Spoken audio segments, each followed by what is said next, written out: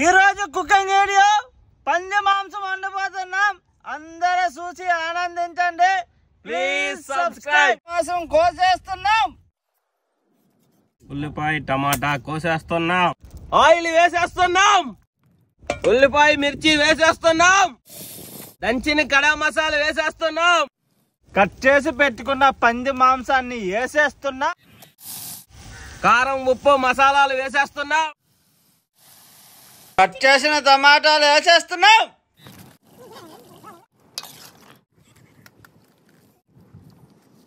Curry అయిపోయింది. మంచిగా వండున్నాడు మనోడు.